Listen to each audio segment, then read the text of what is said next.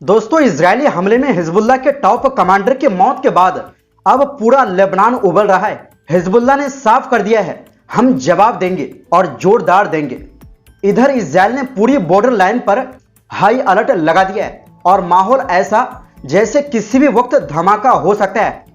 लेकिन बस इतना ही नहीं, इजरायली सेना के अंदर भी बवाल मचा हुआ है। 7 अक्टूबर वाले हमास हमले को रोकने में नाकाम रहने के कारण 9 बड़े अफसरों को एक साथ बाहर का रास्ता दिखाया गया है। बताएंगे पूरी खबर क्या है। इनके अलावा यमन से एक बड़ी खबर सामने आ रही है, जहां हौथी की अदालत ने 17 लोगों को मौत की सजा सुनाई है। जानेंगे आखिर इस पर क्या है आरोप। इसके अलावा ऑस्ट्रेलिया की संसद में तो हद ही हो गई। मुसलमानों के खिलाफ खुली नफरत फैलाने वाली सांसद काला हिजाब पहनकर सदन में घुस गई और पूरा संसद हंगामे में बदल गया। तो सभी खबरें आसान भाषा में इस वीडियो में हम आपको बताएंगे। तो बिना देर किए बात करते हैं खबरों की। दोस्तों, हिजबुल्लाह ने आज यानी सोमवार को अपने बड़े सैनिक कमांडर हैथम अल तबाताबाई का जनाजा निकाल रहा है। कल रविवार को वो एक इजरायली हवाई हमले में मारे गए। यह हमला बेरूत के दक्षिणी इलाके में एक रिहायशी इमारत पर हुआ था।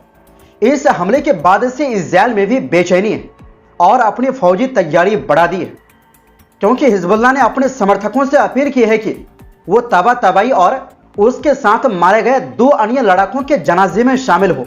पार्टी ने कल जारी बयानों में बताया था कि कुल 4 लड़ाके उस इजरायली हमले में मारे गए, जिसका असल निशाना तबाताबाई थे। लेबनानी सुरक्षा सूत्रों ने अल जजीरा को बताया कि तबाताबाई हिजबुल्लाह के बड़े सैन्य कमांडर थे, फुआद शुक्र के बाद, जिन्हें पिछले साल मार दिया गया था। मतलब अभी नईम कासिम के बाद दूसरे नंबर पर यही थे। यह हत्या कई मायनों में बड़ी है, क्योंकि जून के बाद पहली बार इजरायल ने दक्षिणी बेरूत पर हमला किया है और युद्ध विराम के बाद इस स्तर के किसी नेता को पहली बार निशाना बनाया गया है। हमले के बाद हिजबुल्लाह के राजनीतिक काउंसिल के उप प्रमुख महमूद कोमती ने कहा कि इस हमले का जवाब देने के लिए सभी विकल्प खुले हैं। उन्होंने बताया कि पार्टी हालात पर चर्चा करके उचित फैसला लेगी।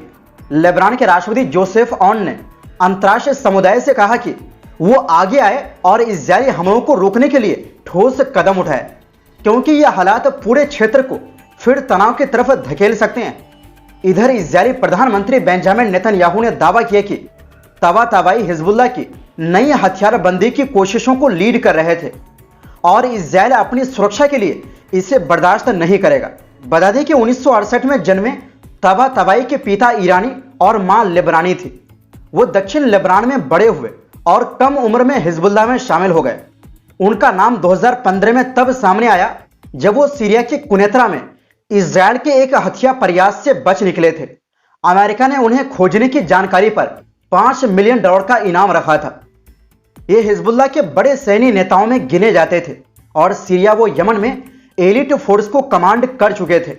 इधर इजरायली सेना ने पूर्वी गलील में अचानक युद्ध अभ्यास शुरू कर दिया है और मिसाइल डिफेंस सिस्टम को भी अलर्ट पर रखा है। ये 2 दिन का अभ्यास युद्ध जैसी स्थिति बनाकर सेना और कमांड की तैयारी, फैसले लेने की क्षमता और जमीनी व हवाई तैनाती को परखने के लिए किया जा रहा है।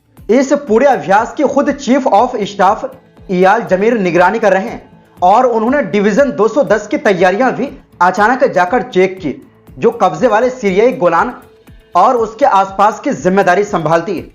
इस बीच दोस्तों, इजरायली सेना के अंदर बवाल मचा हुआ है, क्योंकि इजरायल में 9 टॉप सैन्य अधिकारियों को बर्खास्त कर दिया गया है।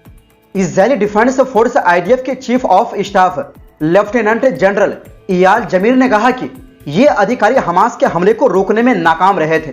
7 अक्टूबर 2023 को हुए इस हमले में 1200 से ज्यादा इजरायली लोगों की मौत हुई थी। दोस्तों, इजरायल में हमास हमले को लेकर हुई सुरक्षा चूक और उसकी निष्पक्ष जांच को लेकर रविवार को प्रदर्शन हुए। इसमें कम से कम 5 लाख लोग शामिल हुए। इसके बाद से सरकार पर इन अधिकारियों को बर्खास्त करने का दबाव बढ़ गया था। IDF चीफ जमीर ने रविवार को इन अफसरों को मीटिंग के लिए बुलाया और उनकी बर्खास्तगी का फैसला सुनाया। इस दौरान कई अफसरों को फटकार भी लगाई गई। जमीर ने कहा कि वो एक्सपर्ट की जांच रिपोर्ट के आधार पर कमांडरों के खिलाफ फैसले भी लेंगे। हालांकि बर्खास्त किए गए ज्यादातर अधिकारियों ने पहले ही सेना छोड़ दी। जिन अधिकारियों को फटकार लगी है वो अपनी मौजूदा पोस्ट पर अपना कार्यकाल पूरा होने तक काम करते रहेंगे। अपने फैसले के बाद आईडीएफ चीफ ने बयान जारी कर कहा, ऐसे फैसले लेना आसान नहीं है क्योंकि ये उन लोगों को प्रभावित करते हैं जिन्हें मैं बहुत मानता हूं और जिन्होंने अपनी पूरी जिंदगी देश की सुरक्षा में लगा दी। उन्होंने आगे कहा कि मैं इनके साथ दशकों तक लड़ाइयां लड़ चुका हूं, इसके बावजूद मेरे सामने जिम्मेदारी तय करने का कर्तव्य है। ये फैसले हम खुद नहीं चुनते बल्कि बतौर कमांडर हमें उठानी पड़ती। आईडीएफ चीफ ने आगे कहा कि अगर हम जिम्मेदारी तय नहीं करेंगे तो सिस्टम पर लोगों का भरोसा कम होगा। यह भरोसा ही हमारी लड़ाई, हमारी जीत और देश की रक्षा की नींव है। जमीर ने यह भी कहा कि जिन अफसरों को बर्खास्त या फटकारा गया है वो हमारे बेहतरीन कमांडरों में से हैं। दरअसल इजरायली सेना ने इस साल की शुरुआत में रिपोर्ट जारी की थी जिसमें दावा किया गया है कि 7 अक्टूबर का हमला उसके गलत आकलन की वजह से हुआ था। इजरायली सेना ने हमास की क्षमताओं को कम करके आंका था।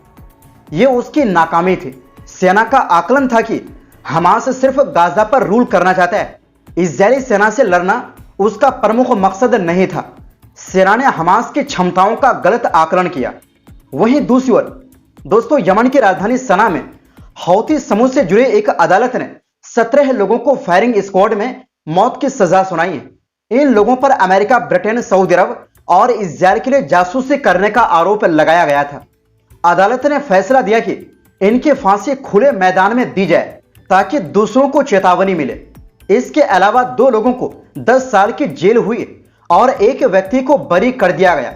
अदालत ने कहा कि इन लोगों ने विदेशी खुफिया एजेंसियों जैसे CIA, MI6, सऊदी खुफिया एजेंसी और इजरायली मोसाद से संपर्क किया था। आरोप है कि इन्हें गुप्त उपकरण, ट्रैकिंग सॉफ्टवेयर और छुपे कैमरे दिए गए थे। उन्होंने हौती नेताओं के ठिकानों, उनकी आवाजाही, मिसाइल साइटों और गोदामों की जानकारी बाहर भेजी। हौती अधिकारियों का दावा है कि इन लोगों की दी गई जानकारी की वजह से कई सैन्य, सुरक्षा और नागरिक ठिकानों पर हमले हुए जिनमें जान माल का नुकसान हुआ।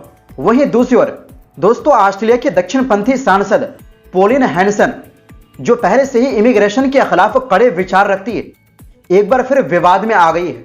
उन्होंने सीनेट यानी ऑस्ट्रेलिया की संसद के अंदर काला नकाब पहनकर दाखिल हुआ जिससे वहां गुस्सा और नाराजगी फैल गई। कई सांसदों ने इसे नस्लवादी और बेइज्जती करने वाला कदम बताया। दरअसल मामला यह है कि हैंडसन एक कानून पेश करना चाहती थी जिसमें देश में पूरे चेहरे को ढकने वाली पोशाक जैसे नकाब पर प्रतिबंध लगाने की मांग थी, लेकिन यह प्रस्ताव रद्द कर दिया गया।